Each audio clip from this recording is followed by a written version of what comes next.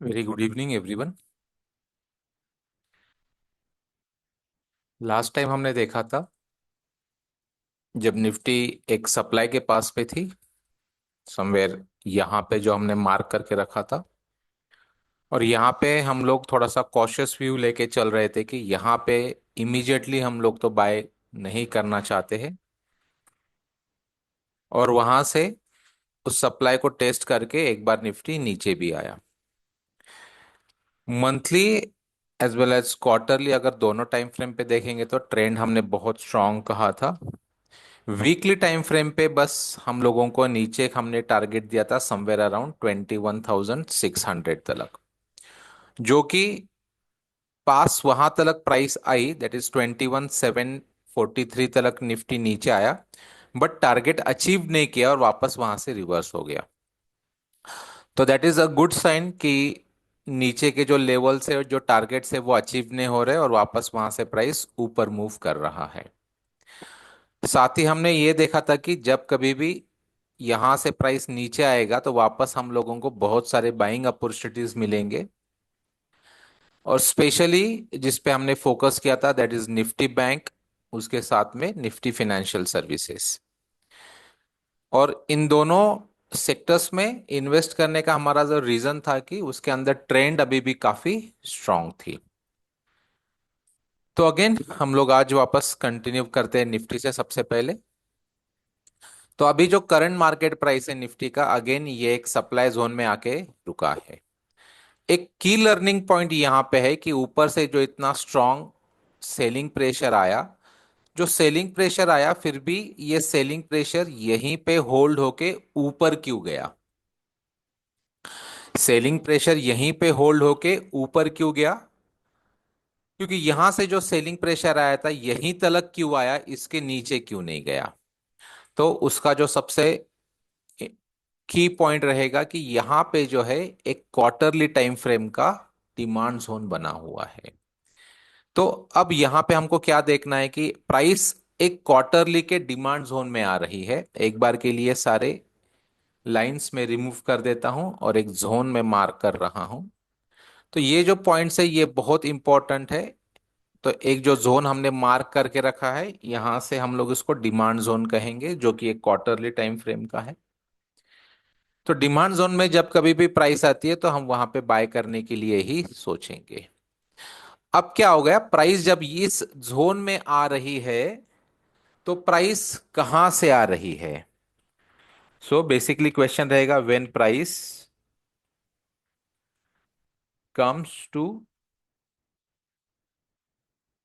Our demand zone,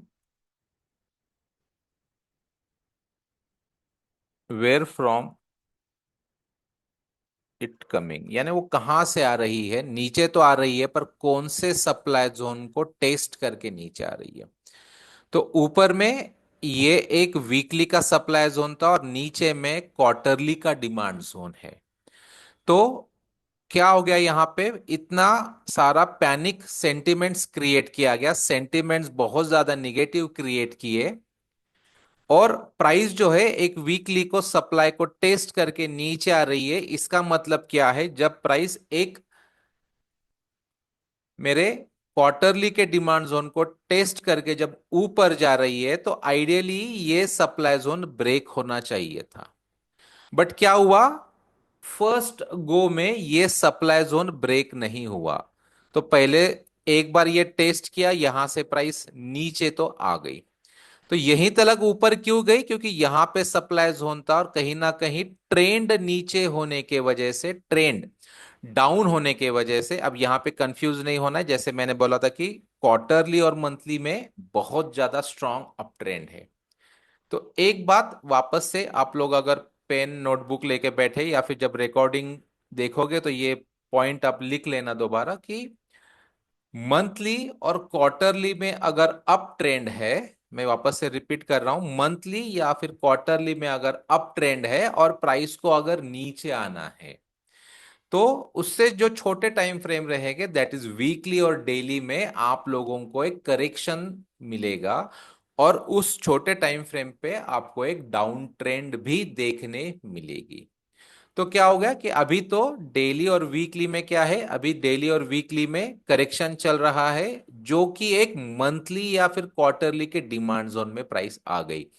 अब जब price इस डिमांड जोन में आएगी तो धीरे धीरे क्या होगा, वापस से वीकली और डेली के भी ट्रेंड धीरे धीरे अप होना चालू करेंगे।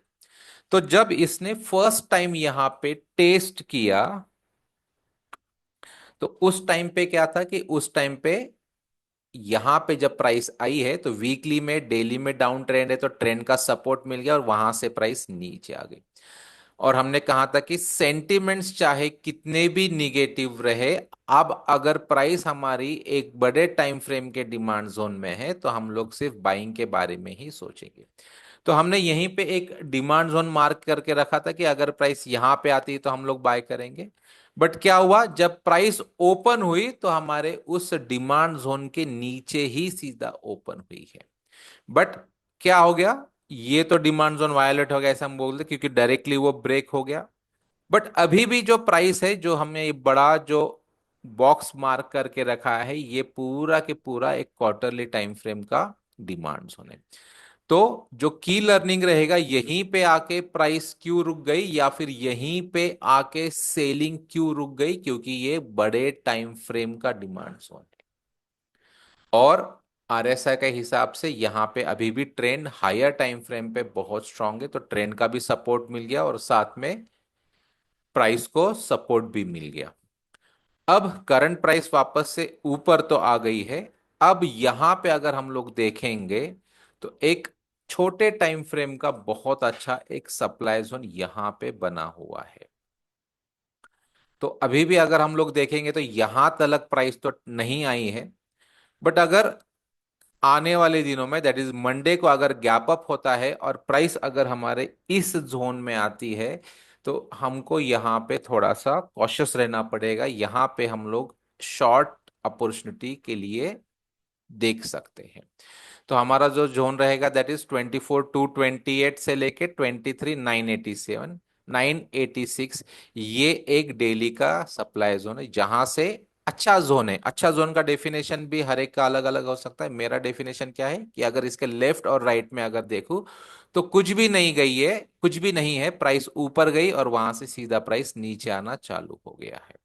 तो ये एक मेरा डेफिनेशन है। जब हम लोग प्रोबेबिलिटीज के बारे में देखते हैं तो ये एक वहां पे हम लोग चेक करते हैं कि क्या जो जोन हम लोग देख रहे हैं वो जोन कैसा है।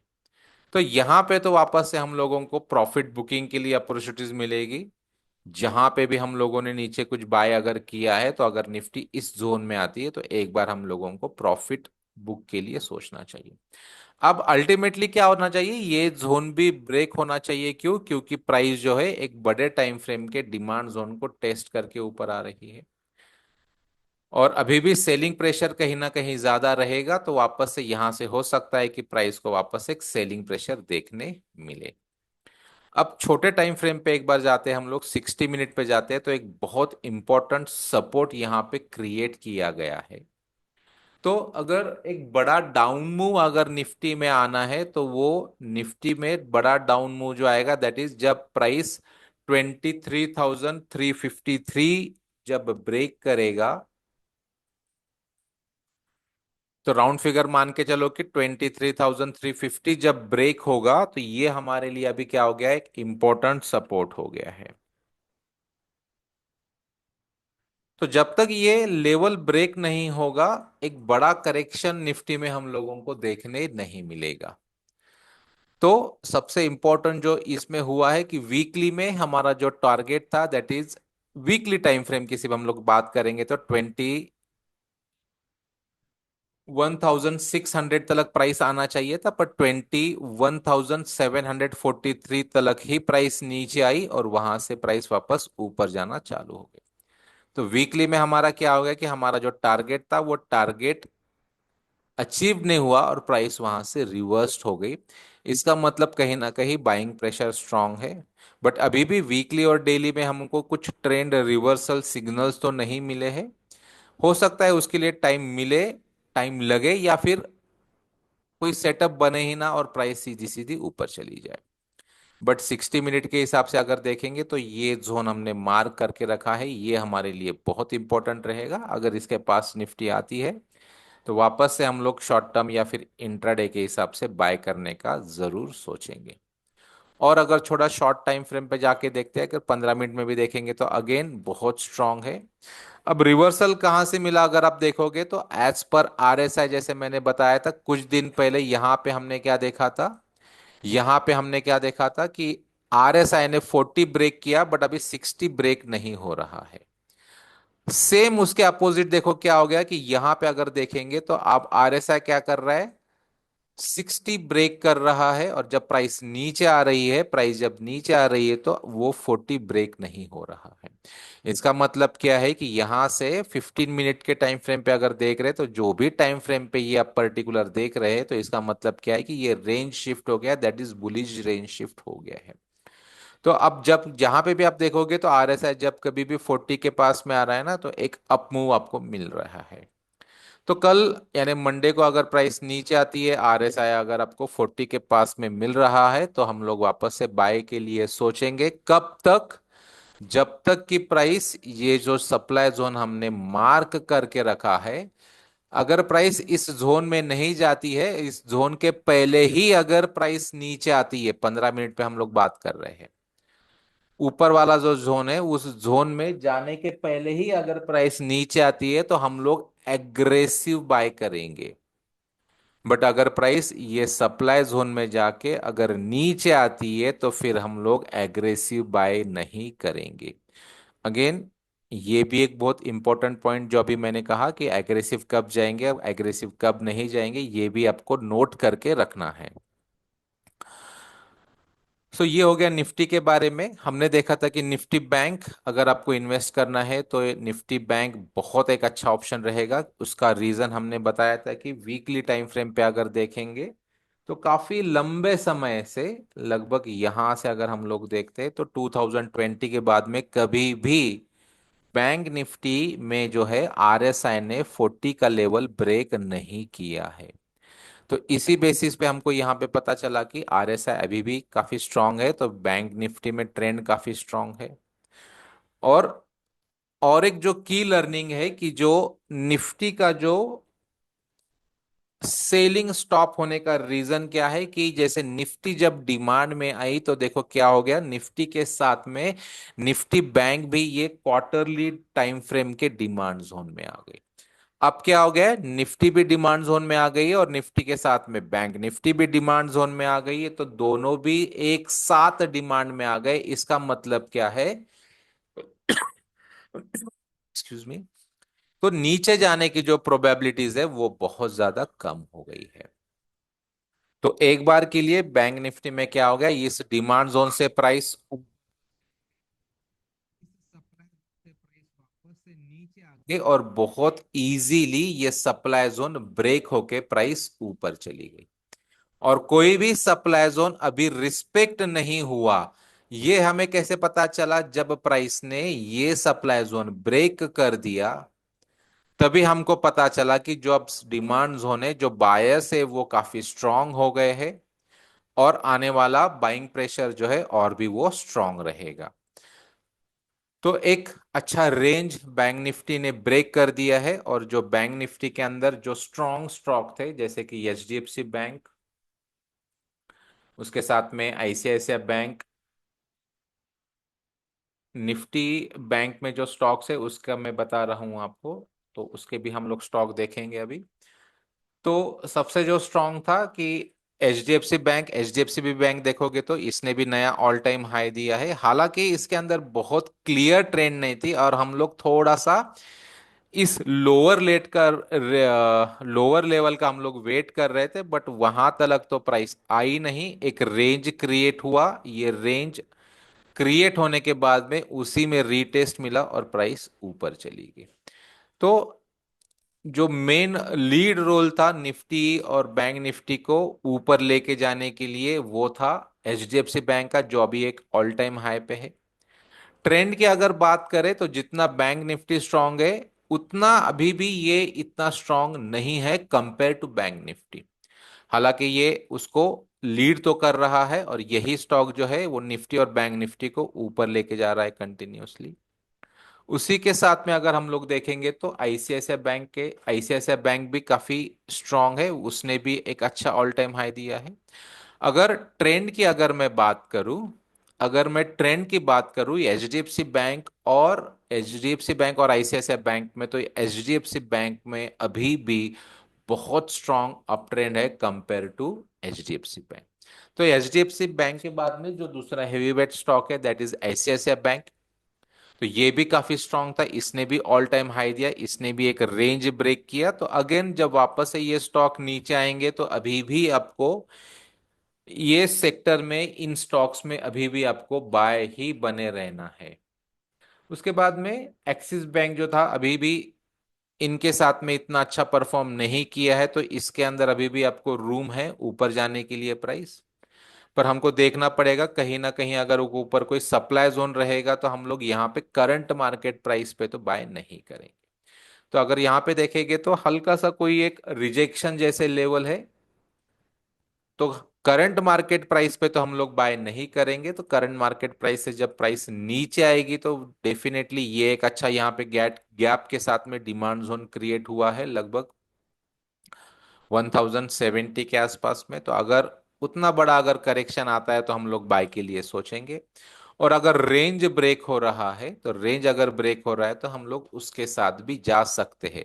बट अगेन एक बात आपको याद रखना है कि अगर आप जब कभी भी एग्रेसिव बाय कर रहे हो, एग्रेसिव बाय यानी क्या कि हम लोग बहुत रेजिस्टेंस के पास में बाय कर रहे हैं या फिर सप्लाई के पास में बाय कर रहे हैं, तो स्टॉप लॉस मैं पर्सनली तो बहुत छोटा रखता हूं। यानी टाइट रखता हूं, छोटा रख बोलने के बजाय कि मेरा मतलब है कि मैं टाइट रखता हूं, वहां पे मैं लूज स्टॉप लॉस लेके नहीं चलूंगा। क्योंकि अगर वहां से सेलिंग आ गया तो बहुत बड़ा लॉस भी हो सकता है। तो इसी वजह से अगर मैं एग्रेसिव जा रहा हूं तो वहां पे मेरे स्टॉप लॉस टाइट रहेंगे। तो अगेन एक्सिस बैंक में भी बहुत अच्छा लेवल तो बना है, अगर बाय करना है कल अगर प्राइस नीचे आती है तो 1150 के पास में भी हम लोग बाय के लिए सोच सकते हैं। Compare to HDFC bank, ICICI bank तो सबसे अच्छा ट्रेंड है, आईसीआईसीआई बैंक, उसके बाद में एचडीएफसी बैंक, उसके बाद में आएगा एक्सिस बैंक। और काफी दिनों से ये एक स्टॉक आईडीएफसी फर्स्ट बैंक जो है ये भी काफी अच्छे बड़े टाइम फ्रेम के डिमांड जोन से अभी ऊपर जाना चालू किया। तो आप अगर देखोगे ना इसमें काफी डिटेल स्टडी मैंने करके रखा है, अगर हम लोग थोड़ा सा जूम करेंगे, आई होप आप लोगों को ये सारा चीजें देख रहे, तो इसमें मैंने ऑलरेडी लिख के रखा था कि मुझे ये स्टॉक कहाँ पे बाय करना है। तो यहाँ पे हमने लिखा है कि डिमांड जोन 3, जहां पे मैं रीड कर रहा हूँ वो मार्क कर रहा हूँ, demand zone 3 and demand zone 4। तो देखो कहाँ पे डिमांड जोन 3 है, ये मेरा डिमांड जोन 3 है और ये मेरा डिमांड जोन 4 है। तो अगर प्राइस डिमांड जोन 3 और डिमांड जोन 4 में अभी will be the best entry if price comes there as daily demand zone को inside with quarterly and monthly. तो डिमांड जोन 3 में और डिमांड जोन अगर 4 में आ रही है तो ही हम लोग बाय करने के लिए सोचेंगे। तो डिमांड जोन 3 में देखो ऑलमोस्ट प्राइस, तो दैट इज 54 का लेवल था, तो वहां पे प्राइस तो आके ऊपर गई है, और उसके नीचे जो था तो 49 यहां तक तो प्राइस नहीं आई है। तो अब प्राइस अच्छे डिमांड जोन से ये भी ऊपर जा रही है। प्रॉब्लम क्या रहेगा बस, ये स्टॉक पे थोड़ा सा वक्त क्यों लेगा, क्योंकि इसमें जो ट्रेंड है ना, ये ट्रेंड अभी कहीं ना कहीं थोड़ा सा डाउन हो गई है। तो ऊपर जाने के लिए जैसे आईसीआईसीआई बैंक, एचडीएफसी बैंक जितना क्विक ऊपर गए, ये क्यों नहीं जा रहा है, क्योंकि हायर टाइम फ्रेम में इसका जो ट्रेंड है वो ट्रेंड वीक है। तो ये एक आपको अंडरस्टैंडिंग चाहिए कि कौन सा स्टॉक जल्दी बढ़ेगा कौन सा नहीं बढ़ेगा, उसका रीजन अभी हमने देखा। और साथ में हमने बताया था कि अगर कोटक बैंक पे आपको मिलता है नीचे में, तो उसमें भी आपको एक रेंज जो ब्रेक हुआ है, रेंज ब्रेक होने के बाद में अगर कोई भी करेक्शन आता है तो वो करेक्शन में आप इसको बाय कर सकते हैं। साथ ही में निफ्टी फाइनेंशियल सर्विसेज भी हमने बताया था कि वो भी सेक्टर बहुत अच्छा रहेगा जहां पे हम लोग बाय कर सकते हैं। जो रीजन था अगेन सेम रहेगा कि वीकली टाइम फ्रेम पे है, तो काफी लंबे समय तक इसमें ट्रेंड जो है वो काफी स्ट्रॉन्ग ट्रेंड अभी भी बना हुआ है। तो मंथली हो गया, क्वार्टरली हो गया, अभी भी इसमें बहुत अच्छा ट्रेंड इंटैक्ट है। और भी हमने जो देखा था कि निफ्टी मेटल अगर हमको बाइंग के लिए मिलता है तो वहां पे हम लोग बाय करने का जरूर सोचते थे। एक प्रॉफिट बुकिंग यहां से देखो हमने देखा था कि प्रॉफिट बुकिंग आना चाहिए, वो आ भी गया था। जो हम लोग बाय करने का सोच रहे थे यहां पे अगर प्राइस आएगी तो हम लोग बाय करने का सोच रहे थे, पर जो गैप डाउन हुआ सीधा उस लेवल के नीचे ही गैप डाउन हो गया और इसके नीचे कहीं ना कहीं फिर से डिमांड जोन थे, तो वहां से भी प्राइस कहीं ना कहीं ऊपर गई है। अगर हम लोग ट्रेंड की बात करें तो अभी भी जो ट्रेंड है हायर टाइम फ्रेम का इतना स्ट्रांग नहीं है, तो थोड़ा सा हम लोगों को वेट एंड वॉच करना चाहिए मेटल सेक्टर में अगर हम लोग बाय करेंगे। या फिर कोई पर्टिकुलर सेटअप मिलता है तो हम लोग आपको ग्रुप में अपडेट भी कर देंगे। तो अभी भी हमारा जो चॉइस रहेगा that is again Nifty bank, Nifty financial services ही रहेगा। निफ्टी एटो अभी भी हम लोग वेट कर रहे थे कि उसमें और थोड़ा सा करेक्शन आ जाए, जिसका हम लोग वेट कर रहे थे, बट वहां तक तो प्राइस जो है आई नहीं। उसके ऊपर कुछ छोटे छोटे डिमांड जोन है, उसी डिमांड जोन से प्राइस अब रिएक्ट करके ऊपर जा रही है। तो कहीं ना कहीं ये एक मंथली का डिमांड जोन था, उस यहाँ पे देखो अब क्या हो गया कि पास पास में दो मंथली के डिमांड जोन आ गए हैं। एक नीचे वाला डिमांड जोन है, एक ऊपर वाला डिमांड जोन है, तो कहीं ना कहीं पास पास के ही दो डिमांड जोन में प्राइस आके इमीडिएटली ऊपर चली गई। तो अभी भी इसमें ट्रेंड तो इंटैक्ट यानी कुछ क्लियर नहीं है, अभी भी डाउन ट्रेंड है। अगर एक बार के लिए हम लोग क्या करते हैं कि बड़े टाइम फ्रेम के डिमांड जोन को रिस्पेक्ट करके ऊपर जाती है तो हम लोग देखेंगे कि 60 मिनट में क्या हमें कुछ बाइंग अपॉर्चुनिटी वहां पे कुछ मिल रहा है। तो अभी भी अगर हम लोग देखेंगे तो ये जो हाई बना है ये वाला है, अभी भी ब्रेक नहीं हुआ है, प्राइस इन बिटवीन है, यानी इन बिटवीन ये जो हाई हो गया और ये जो लो हो गया इन दोनों के बीच में ही है। तो अभी भी हम लोगों को थोड़ा सा वेट करना पड़ेगा। अब कहीं ना कहीं आरएसआई ने 60 तो ब्रेक कर दिया है 60 मिनट में, जब आरएसआई यहां से 40 के पास में आएगा और कहीं प्राइस जो भी डिमांड जो भी सपोर्ट के पास में आएगी और वहां से अगर हम लोगों को कुछ रिवर्सल मिलेगा तो हम लोग एटो सेक्टर के स्टॉक्स के बारे में भी बाय करने के लिए सोचेंगे। रीजन क्या है, क्योंकि अब कहीं ना कहीं एक मंथली के डिमांड जोन को रिएक्ट करके एटो सेक्टर भी ऊपर जा रहा है। हमने देखा था कि एफएमसीजी सेक्टर जो है कहीं ना कहीं निफ्टी के जैसा ही है, उसमें भी बाइंग अपॉर्चुनिटीज थी। तो ये भी निफ्टी के साथ इतना नीचे तो नहीं आया और कंटिन्यू ये भी रैली दे रहा है, बट अब क्या हो गया करंट मार्केट अगर प्राइस देखेंगे तो कहीं ना कहीं ये भी एक सप्लाई जोन में आके रुक गया है। तो अब हम लोग इसमें एग्रेसिव बाय नहीं करेंगे।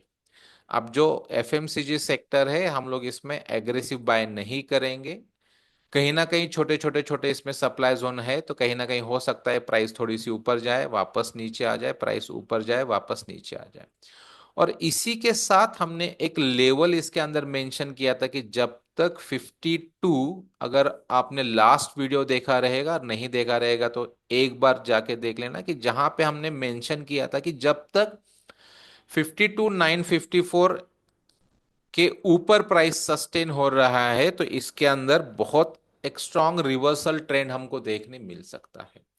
तो करंट प्राइस कहीं ना कहीं सप्लाई जोन में है, तो हम लोग एग्रेसिव बाय नहीं करेंगे। ऊपर से जब प्राइस नीचे आएगा जो भी करेक्शन हमको मिल रहा है, अच्छा खासा करेक्शन अगर मिलता है तो और भी अच्छा अच्छा खासा है, या क्या कम से कम कोई 60 मिनट के तो डिमांड में आ जाए, तो हम लोग उसका वेट करेंगे कि जब प्राइस वहां पे आ जाएगा तो हम लोग बाय करने के लिए सोचेंगे। तो अभी भी एफएमसीजी काफी अच्छा लग रहा है, बस अभी क्या प्रॉब्लम है कि कहीं ना कहीं वो एक सप्लाई में आके प्राइस रुकी है, तो इसी वजह से हम लोग उसको एग्रेसिव बाय नहीं करेंगे। इसी के साथ हमने देखा था कि निफ्टी आईटी में भी हम लोगों ने बहुत लोएस्ट लेवल पे एक डिमांड जोन मार्क करके रखा था और प्राइस इसी डिमांड जोन में आने के बाद में रिएक्ट होके ऊपर जाना चालू की है। अब एक बात ध्यान रखना है कि प्राइस अगर इतना डीप डिमांड जोन में आ रहा है जिसमें ट्रेंड भी वीक है तो इमीडिएटली प्राइस को रिवर्स होने में डेफिनेटली टाइम लगेगा। तो जरूरी नहीं कि इसके अंदर आप लोग कोई रश करे कि इमीडिएटली मुझे बाय करना ही चाहिए, थोड़ा सा आप या फिर कम क्वांटिटी के साथ में आप बाय कर सकते हैं। अगर 60 मिनट की बात करूं तो देखो अभी भी क्या हो रहा है कि कहीं ना कहीं 60 का लेवल आईटी सेक्टर में आरएसआई की बात कर रहा हूं मैं, 60 मिनट में आरएसआई ने अभी भी 60 का लेवल ब्रेक नहीं किया है। बट कहीं ना कहीं 40 बार बार बार बार रिस्पेक्ट तो हो रहा है, 40 का लेवल ब्रेक नहीं हो रहा है, तो कहीं ना कहीं एक स्ट्रॉन्ग रेजिस्टेंस यहाँ पे हमको देखने मिल रहा है। तो अगर मंडे को अगर 33,741 के ऊपर, 33,741 के ऊपर अगर कहीं ना कहीं, राउंड फिगर इसको 750 का हम लोग कर लेते हैं, तो 33,750 के ऊपर अगर प्राइस हमको लोगों को सेक्टर अगर सस्टेन होना चालू कर दिया, तो आपको आईटी स्टॉक्स में भी एक रैली देखने को मिल सकती है।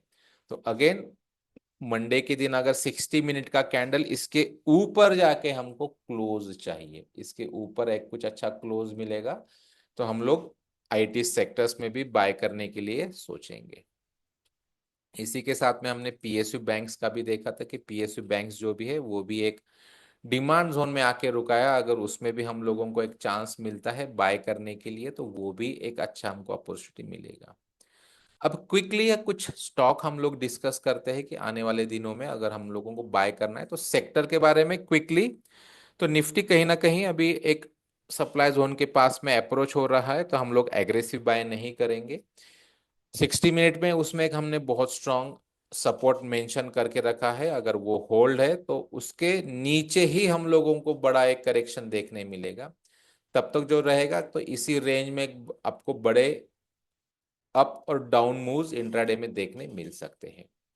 ऑटो सेक्टर भी हमने देखा कि करेंटली वो भी एक डिमांड जोन से मूव करके ऊपर जा रहा है, तो कहीं ना कहीं एक करेक्शन आता है, अगर ये 40 के आसपास में आ रहा है, निफ्टी भी कहीं सपोर्ट में आ रहा है, तो वापस से हम लोग ऑटो सेक्टर के बारे में भी बाय करने के लिए सोच सकते हैं। Nifty bank, Nifty financial services अभी भी स्ट्रांग है, निफ्टी एफएमसीजी भी हमने देखा कि जब तक सेक्टर ये लेवल के ऊपर है, दैट इज 52,954, कहीं ना कहीं ये भी बहुत स्ट्रांग रहेगा। आईटी के बारे में भी हमने देख लिया। अब आते हैं कि कुछ स्टॉक जो रहेगा जिसमें कुछ अच्छे पैटर्न्स तैयार हो रहे हैं, एक बार हम लोग उसमें देखेंगे। तो जो पहला स्टॉक रहेगा, जीआर मूवर बोल के एक राइस कंपनी है। अगर हम लोग मंथली टाइम फ्रेम पे जाएंगे इसमें, तो कहीं ना कहीं एक 31 मार्च 2023 में एक बड़ा रेड कैंडल उसमें बना है मंथली का, और अभी तक वो रेंज ब्रेक नहीं हुआ है। तो अगर हम लोग देखेंगे तो कहीं ना कहीं प्राइस 314 से लेके 109 यही रेंज में प्राइस अप एंड लो दोनों रेंज में घूम रही है। वीकली टाइम फ्रेम पे देखेंगे तो यहीं पे एक अच्छा सप्लाई जोन था, वो टेस्ट भी हुआ है और प्राइस नीचे आई है। अब क्या हो रहा है, अगर आप वीकली टाइम फ्रेम पे देखोगे, आरएसआई पे फोकस करोगे, तो जितना भी ये एरिया था यहां से अगर देखो एक फॉल आया, ये फॉल के साथ में आरएसआई भी नीचे आया, जब प्राइस ऊपर गई वापस से आरएसआई 40 के ब्रेक कर रहा है। अब जब प्राइस यहां से ऊपर गई है, यानी मैं इस रैली की बात कर रहा हूं, और यहां से जब करेक्शन आया है, तो देखो क्या हुआ है कि ये 40 पे सपोर्ट लिया है और इसने 60 ब्रेक कर दिया है, प्राइस ने नया हाई दिया है। तो कहीं ना कहीं वीकली टाइम फ्रेम पे ये जो स्टॉक है, ये स्टॉक अभी वीकली टाइम फ्रेम पे इसने ट्रेंड चेंज कर दिया है। जो एक बेरिश ट्रेंड में था वो एक बुलिश ट्रेंड में चेंज हो गया। तो वापस से एक बार जो हमने लास्ट करेक्शन इसमें देखा था कि कितना परसेंट करेक्शन आ गया, अगर हम लोग देखेंगे तो ऑलमोस्ट एक 66% तक ऊपर से हम लोगों को एक करेक्शन देखने मिला है। तो वापस से जब प्राइस, अगर करंट प्राइस नीचे आता है, अगर प्राइस वापस से 226 के आसपास में आता है, तो एक बहुत अच्छा बाइंग अपॉर्चुनिटी ये स्टॉक में हम लोगों को मिल सकता है। अब वापस से हम लोग इस पे करंट मार्केट प्राइस पे क्यों नहीं बाय करना चाहते, क्योंकि जो करंट मार्केट प्राइस है कहीं ना कहीं एक सप्लाई जोन में है। तो आइदर प्राइस ये सप्लाई जोन ब्रेक करके उसके ऊपर क्लोज हो जाए, फिर जो भी नए डिमांड जोन बने हैं वहां पे हम लोग बाय करने का सोचेंगे। या फिर अगर डेली टाइम फ्रेम पे अगर हम लोग जाके देखें तो कुछ अच्छा दिख रहा है, तो डेली टाइम फ्रेम पे यहाँ पे कुछ अच्छे स्ट्रक्चर तो हमें नहीं देखने मिल रहे हैं। तो 60 मिनट पे अगर देखेंगे तो कुछ अच्छा अगर हमको मिल जाए, तो एक बार हम लोग 125 मिनट पे जाते हैं। तो अगेन ये क्या हो जाएगा कि एक एग्रेसिव बाइंग हो जाएगा। तो अगर हम लोग देखेंगे तो यहाँ पे ऐसा कुछ स्ट्रॉन्ग तो हमें बाय को नहीं देखने मिल रहा है, तो एक जो रेंज इसने क्रिएट किया था, तो अगेन 272 का ही लेवल है। अगर प्राइस 272 आती है तो एक बार के लिए हम लोग एग्रेसिव बाय करने के लिए सोचेंगे। बट ये स्टॉक में अभी डेली टाइम फ्रेम पे बहुत स्ट्रॉन्ग अप ट्रेंड है। मैं रिपीट कर रहा हूं, ये स्टॉक में डेली टाइम फ्रेम पे बहुत स्ट्रॉन्ग अप ट्रेंड है। बट प्राइस हमारे मंथली के सप्लाई जोन में है, तो अगर अगर मुझे बाय भी इसको करना है, तो जैसे मैंने क्लास के स्टार्टिंग में बताया था, अगर मैं एग्रेसिव बाय कर रहा हूं, एग्रेसिव यानी क्या कि प्राइस के सप्लाई जोन या फिर रेजिस्टेंस के पास में अगर मैं बाय कर रहा हूं, अगर मुझे कुछ बाय अपॉर्चुनिटी मिल रही है, तो वहां पे मेरा जो स्टॉप लॉस रहेगा वो स्टॉप लॉस टाइट रहेगा, मैं बड़ा स्टॉप लॉस वहां पे नहीं लगाऊंगा। तो वीकली में इसका ट्रेंड चेंज हो रहा है, चेंज हो गया है ऐसा भी आप बोल सकते हैं। तो जो भी करेक्शन आएगा, बेस्ट करेक्शन रहेगा हमको 226 तक अगर प्राइस आती है नीचे। तो जरूरी नहीं कि आने वाले एक दो दिनों में प्राइस नीचे आ जाए, हो सकता है कि प्राइस धीरे धीरे आए या फिर प्राइस नीचे ही ना आए। तो यहाँ पे नया कुछ प्राइस सपोर्ट बना के ऊपर चले जाए तो उस सपोर्ट पे भी हम लोग बाय कर सकते हैं।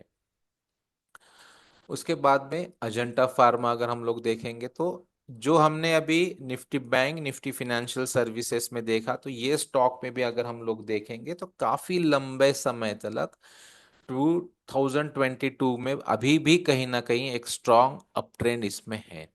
तो कहीं ना कहीं आरएसआई 40 ब्रेक नहीं कर रहा है, जब कभी भी 40 के पास में आ रहा है तो काफी अच्छा अप मूव हमको इसमें देखने मिल रहा है। तो कहीं ना कहीं ये स्टॉक में है जो है कि Ajanta pharma weekly time frame पे कहीं ना कहीं एक अच्छा अप ट्रेंड है। बट अगर डेली में हम लोग देखेंगे तो क्या हो गया ना कि काफी सारे स्विंग हाई इसने बनाए हैं, कोई स्ट्रक्चर इसमें बहुत क्लियर नहीं हमको दिख रहा है।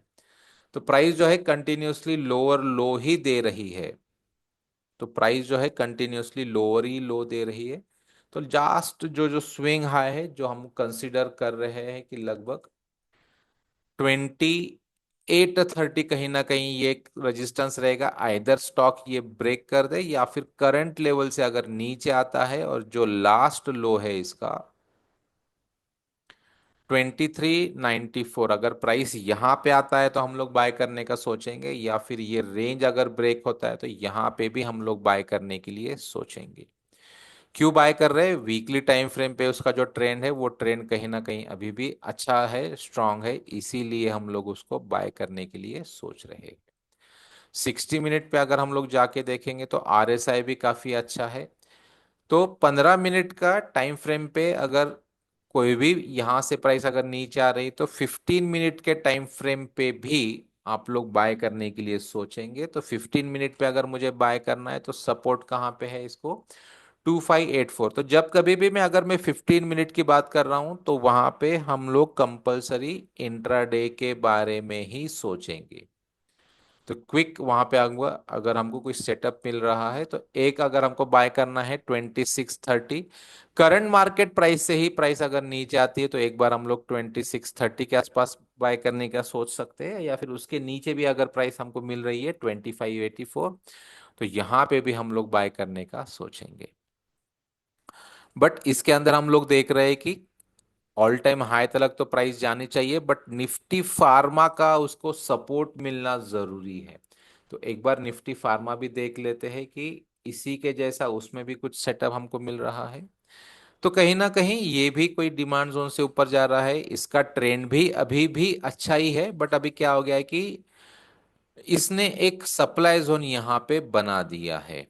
तो अब जब तक ये लेवल ब्रेक नहीं होता है, हम लोगों को बड़ा मूव जो है वो फार्मा सेक्टर में देखने नहीं मिलेगा।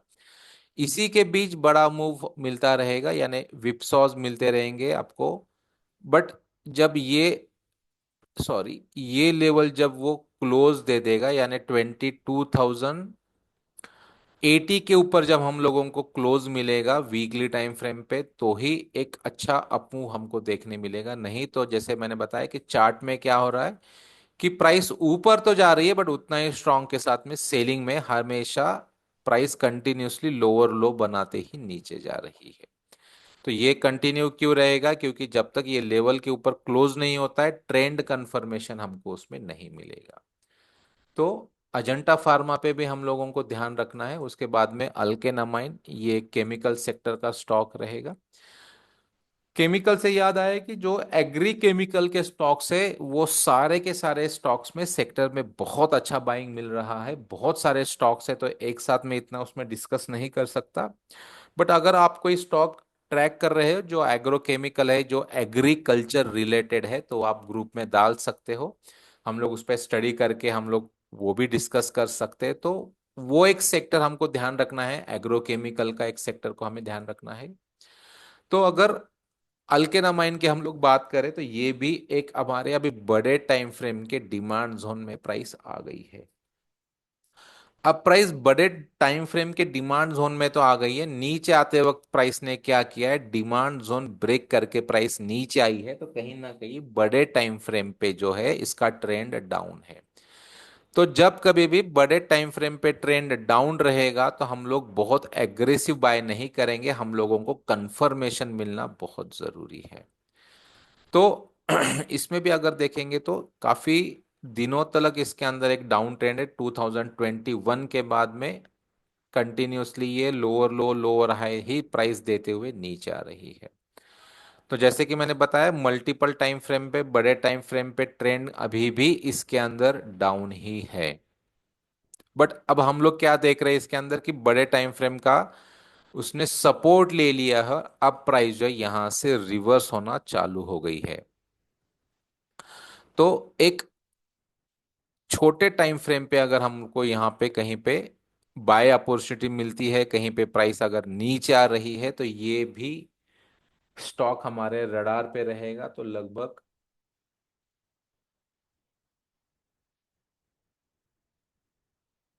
1712 तक कहीं ना कहीं अगर प्राइस नीचे आती है, हालांकि ये लेवल इतना कुछ अच्छा नहीं है, बट अगर जो भी करेक्शन हम लोगों को देखने अगर मिलेगा, तो ये स्टॉक पे भी हम लोग ध्यान रखेंगे, क्योंकि काफी सालों से ये स्टॉक नीचे है और काफी अच्छे डिमांड जोन के पास में ये स्टॉक आया है। अगेन जैसे मैंने बताया कि ये बड़े टाइम फ्रेम पे डाउन ट्रेंड में है, तो हम लोग इसको एग्रेसिव या फिर हाई पे बाय करना अवॉइड करेंगे। लोअर लेवल पे जहां पे भी हम लोगों को मिल रहा है, वहां पे डेफिनेटली हम लोग बाय करने का सोचेंगे। तो अगर हमको बाय करना है, तो ये एक लेवल अच्छा मिल रहा है हमको, 1747 का ये लेवल एक अच्छा है जहां पे हम लोग बाय करने का सोच सकते हैं। उसके बाद में अगर वापस हम लोग देखेंगे, तो 1630 ये भी एक लेवल अच्छा है, और 1683, ये जो तीन लेवल मार्क की है, ये तीन लेवल के पास में अगर हमको रिवर्सेबल, अब यहां से मैं क्या करूंगा कि 5 मिनट में जाऊंगा, और 5 मिनट में अगर मुझे कुछ यहाँ पे साइन दिख रहा है, कुछ टर्निंग पॉइंट मिल रहा है, तो ही मैं यहाँ पे बाय करने का सोचूंगा। पोजिशनल अगर ये कंफर्मेशन हमको मिलना चाहिए, ट्रेंड अभी भी डाउन है, तो जब तक हमको कोई कंफर्मेशन नहीं मिल जाता, तब तक हम लोग उसका वेट करेंगे बाय करने के लिए, डिलीवरी में के स्विंग के लिए। जैसे हमने देखा था कि मीडिया सेक्टर अभी भी परफॉर्म नहीं कर रहा है, बट हम लोगों को एक लोअर लेवल का वेट था, बट वहां तक तो जो है प्राइस ऊपर नीचे वहां तक तो नहीं आई। बट एक बहुत अच्छा लेवल यहाँ पे क्रिएट हुआ है जहाँ पे हम लोग जी मीडिया को ट्रैक कर सकते हैं या फिर बाय करने का सोच सकते हैं, दैट इज 109। जो क्लोजिंग हुआ है वो 114 पे क्लोज हुआ है। अब बेसिकली अगर 109 के पास में आता है, तो एक बार तो हम लोग उसको बाय करने के लिए जरूर सोचेंगे।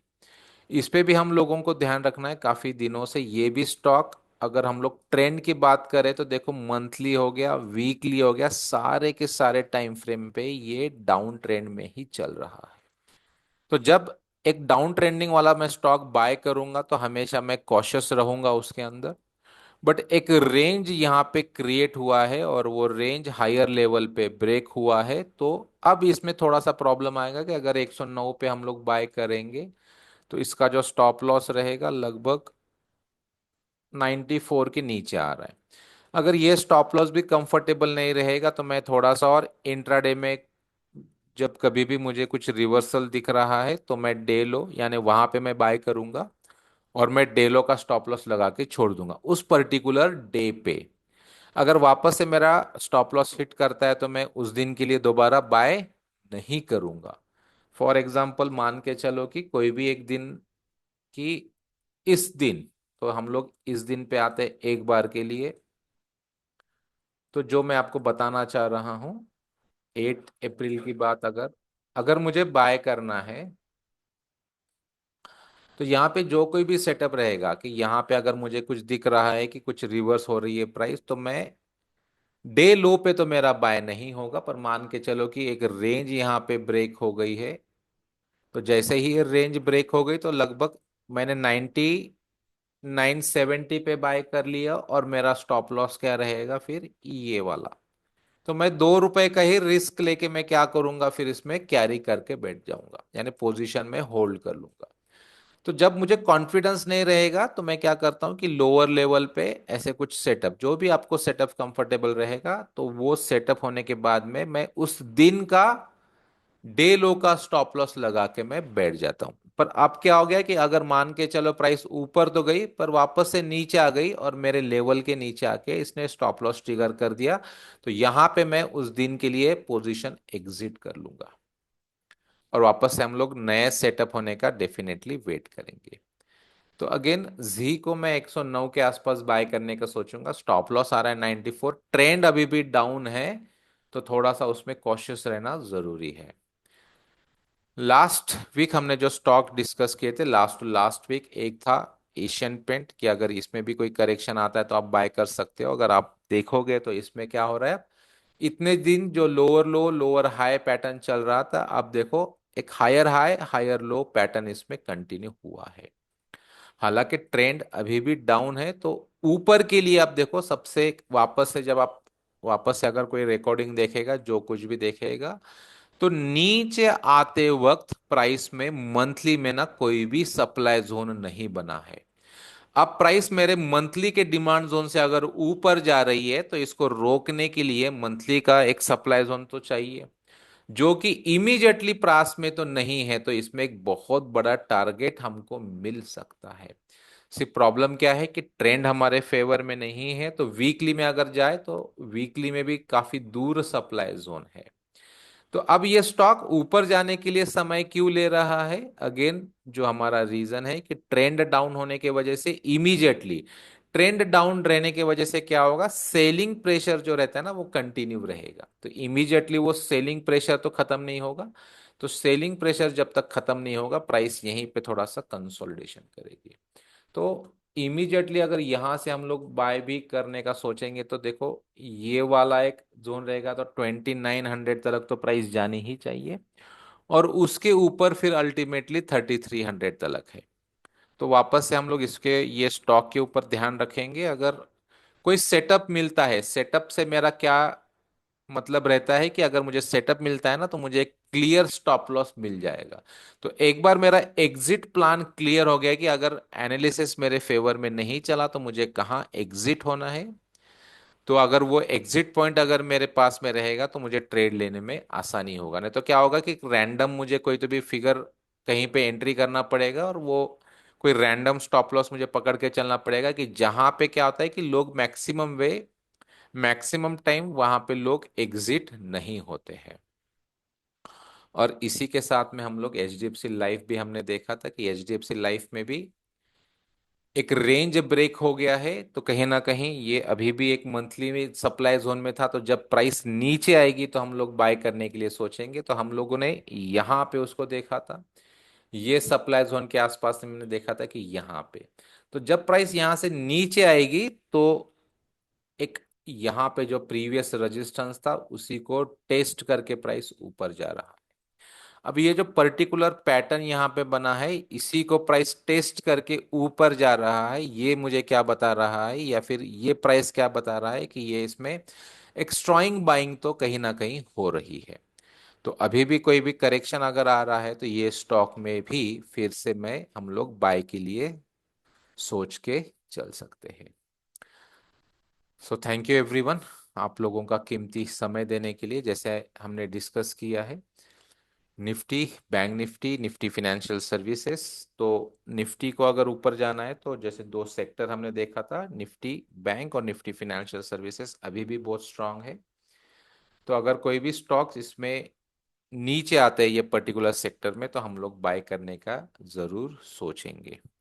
करंट प्राइस जो है वो एक सप्लाई को अप्रोच कर रही है, तो हम लोग थोड़ा सा कॉशियस रहेंगे। यहाँ पे जो भी लॉन्ग पोजीशंस रहेगी उसको थोड़ा सा हम लोग टाइट स्टॉप लॉस लगा के ही चलेंगे। थैंक यू एवरीवन, आप लोगों का कीमती समय देने के लिए। जो भी इम्पोर्टेंट पॉइंट्स हमने यहाँ पे डिस्कस किए हैं, हो सकता है कि या तो आप एक पेन और पेपर लेके वो नोट डाउन करें, और जब कभी भी ये चीज़ें आपको चार्ट में दिखाई दे तो हम लोगों को आप वापस से अपडेट कर सकते हैं। तो आप क्या देख रहे हो क्या नहीं देख रहे हो ये भी हम लोगों को वहाँ पे पता चलेगा। Thank you. Good night.